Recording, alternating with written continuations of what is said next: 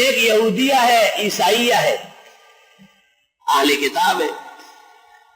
بھئی ابن عمر تو کہتے تھے وَلَا تَنكِحُوا الْمُشْرِكَاتِ سے سب حرام ہے، اور امام اعظم سے بھی ایک نقل کیا ہے جساس رضی نے احکام القرآن میں، لیکن دوسرے نقول امام اعظم کے یہ بنو ہجر لوگوں کو بھی اہل کتاب میں شامل کیا تھا، اور آپ نے کہا کہ گزشتہ آسمانی مذاہب اور انبیاء کو جو مان رہا ہے وہ سب اہل کتاب ہے، جس طرح بھی مان، کیونکہ پیغمبر اسلام کے زمانے میں جو اہل کتاب تھے لَقَدْ كَفَرَ الَّذِينَ قَالُوا إِنَّ اللَّهَ ثَالِثُ ثَلَاثَ، تین خداؤں کے قائل، اور اللہ نے ان کو اہل کتاب کہا ہے، اس واسطے ان کی عورت ان کے ہاں عفیف اور پاک دامن ہو، اور کوئی یارداش اور بدچلن نہ ہو، اور ایک مسلمان خالص اسلامی تبلیغ کے لیے اس سے نکاح کرنا چاہے درست و صحیح۔ موجودہ زمانے کی عیسائیوں کے بارے میں بعض علماء فرماتے ہیں کہ یہ لامذہب اور کیمرست ہے، ان کے ساتھ نکاح نہیں ہونا چاہیے، یہی رائے عبداللہ ابن عمر کی تھی۔ جمہور فقہاء اور مفتیین زمانہ حال مطلقاً پورے عالم کے اہل کتاب کی عورت مسلمان کے لیے حلال سمجھتے ہیں، اور یہ صحیح معلوم ہو رہا ہے، وہ دوسری احتیاط ہے۔ یاد رکھنا ان کی عورت ہمارے ہاں آئے گی، ہماری عورت ان کے ہاں نہیں جائے گی۔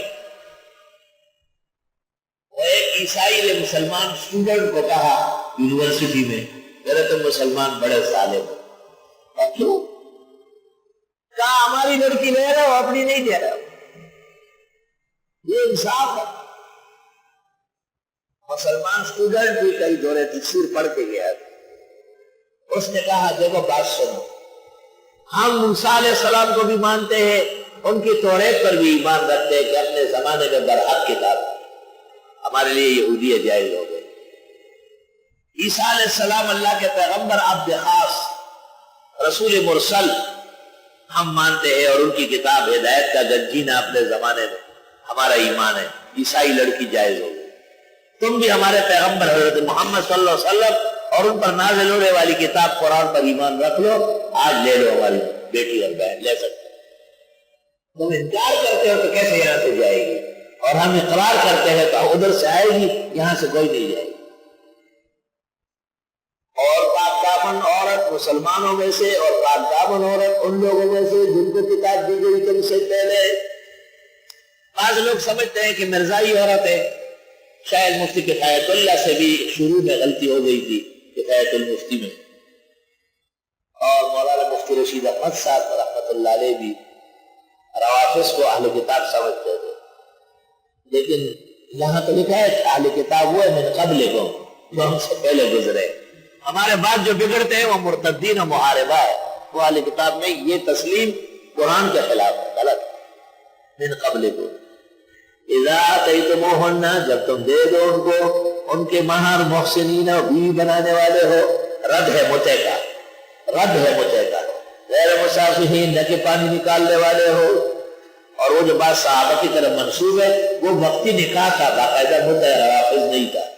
ولا متخذی اخدان، اور نہ بنانے والے ہو چوری چپ کے یار۔ ومن یکفر بالایمان، اور جو کفر کرے ایمان کے بعد، فقد حبط عملہ، ضائع ہو اس کی نیکیاں، وہو فی الآخرۃ من الخاسرین، اور وہ آخرت میں سخت نقصان والوں میں سے ہوگا۔ وبہذا القدر نکتفی اليوم وللہ الحمد اولا وآخرا، الحمد للہ رب العالمین، اللہم صل وسلم علی نبی النبیین ورسول المرسلین وعلی آلہ واصحابہ اجمعین۔ ربنا آتنا فی الدنیا حسنہ وفی الآخرۃ حسنہ وقنا عذاب النار۔ اللہم انا نسألک العفو والعافیہ فی الدنیا والآخرہ۔ اللہم انا نعوذ بک من جمیع المحن والفتن ما ظہر منها وما بطن۔ اللہم حبب لنا الایمان وزینہ فی قلوبنا وکرہ الینا الکفر والفسوق والعصیان واجعلنا من الراشدین المہدیین۔ خدا راستہ معمول فرما، محفوظ فرما، آنے جانے والوں کو سہولت عطا فرما، تفسیر کے اسباق آسان فرما، وقت موعود تک طریق محمود پر اپنے مقام تک پہنچانے کی ہمت توفیق ارزانی فرما۔ پڑھنے والیوں کو اللہ تو مدد، نصرت، حفاظت عطا فرما، ان کے ذریعے معاشرے کو توحید و سنت سے منور و معطر فرما۔ یا اللہ رمضان المبارک کی مبارک گھڑیاں تراویح اور تلاوت قرآن مجید اور ذکر دعا و خیرات حسنات اور دیگر جو اشغال طیبہ ہے اللہ قبول فرما و آسان فرما صلی اللہ تعالی